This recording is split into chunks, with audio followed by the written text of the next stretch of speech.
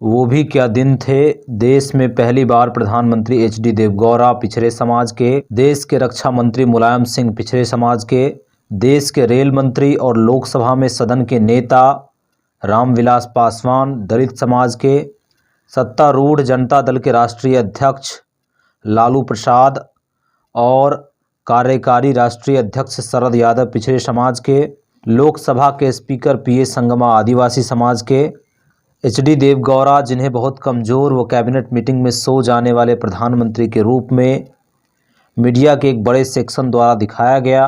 उन्होंने बहुत कायदे से चीन व पड़ोसी मुल्कों से खुददारी के साथ बेहतर संबंध बनाए रखा। उनकी खुशकिस्मती थी कि उनके पास गुजराल डॉक्ट्रिन देने वाले आई.के. गुजराल व मुलायम सिंह जैसे बेहतरीन निर्णय क्षमता वाले काबिल विदेश मंत्री व रक्षा मंत्री थे।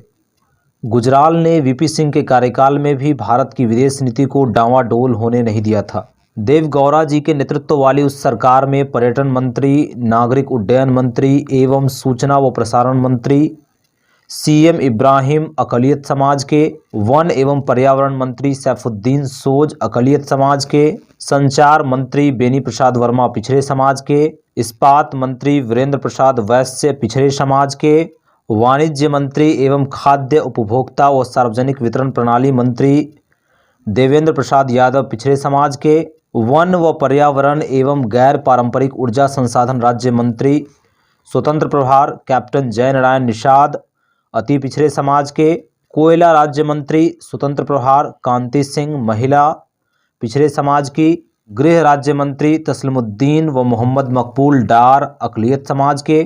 फिर जब आई.के. गुजराल प्रधानमंत्री बने तो यूनाइटेड फ्रंट की सरकार के दौरान ही के.आर. नारायण के रूप में दलित समाज से आने वाले पहले व्यक्ति राष्ट्रपति बने। कुल मिलाकर वह दौर वंचित समाज के राष्ट्रीय राजनीति में उरूज का था। संयुक्त मोर्चा की वह सरकार कई मायने में अद्भुत थी, इसलिए मीडिया कभी अच्छे काम के लिए उन्हें श्रेय नहीं दे सकती थी। पर क्या कीजिए कि समाजवादी धड़े ने केंद्र में कुल 3 बार सरकार बनाई, 6 प्रधानमंत्री हुए और किसी ने अपना कार्यकाल पूरा नहीं किया। अभी इश्क के इम्तहान और भी है। ये पोस्ट आज दिनांक 29 मार्च 2022 को जयंत जिज्ञासु ने अपने फेसबुक वॉल पर शेयर की थी। जयंत जिज्ञासु जेएनयू के स्कॉलर है। लालू प्रसाद यादव के ऊपर द किंग मेकर किताब उन्होंने लिखी है और राष्ट्रीय जनता दल के स्टेट में सदस्य भी हैं। दरअसल 1996 के लोकसभा चुनाव में किसी भी पार्टी को बहुमत नहीं मिला। बीजेपी 161 सीटों के साथ सबसे बड़ी पार्टी बनी। कांग्रेस 141 सीटों के साथ दूसरे नंबर पर थी और 46 सीटों के साथ जनता दल तीसरे नंबर पर। 16 मई 1996 में पीएम बने अटल बिहारी वाजपेयी जब बहुमत साबित नहीं कर सके तो उन्हें अपने कार्यकाल के 13वें दिन ही प्रधानमंत्री का पद त्यागना पड़ा।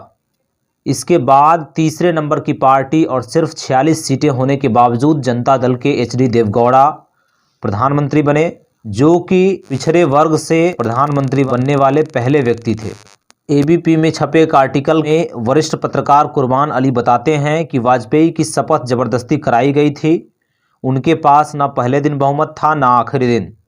हालांकि परंपरा यही है कि सिंगल लार्जेस्ट पार्टी के आधार पर राष्ट्रपति सरकार बनाने के लिए न्योता देते हैं और लोकतंत्र में चीज़ें परंपरा से चलती है। इसके साथ ही कुर्बान अली ये भी बताते हैं कि उस वक्त ये आरोप भी लगाए गए, ये सब ब्राह्मणवाद की वजह से हुआ। तत्कालीन पीएम नरसिम्हा राव, भावी पीएम वाजपेयी और राष्ट्रपति शंकर दयाल शर्मा तीनों ब्राह्मण थे और तीनों ने ये रणनीति रची।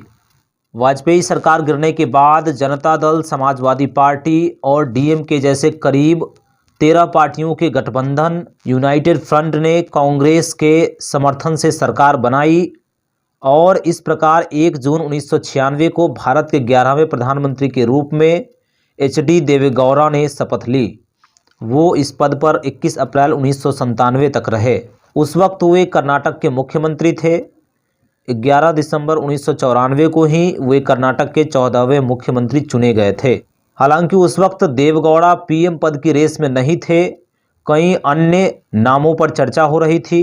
पीएम पद को लेकर तमिलनाडु भवन में बैठक हुई और वहीं पर देवगौड़ा के नाम पर सहमति बनी। इस प्रकार देवगौड़ा कर्नाटक के मुख्यमंत्री पद से इस्तीफा देकर प्रधानमंत्री बने।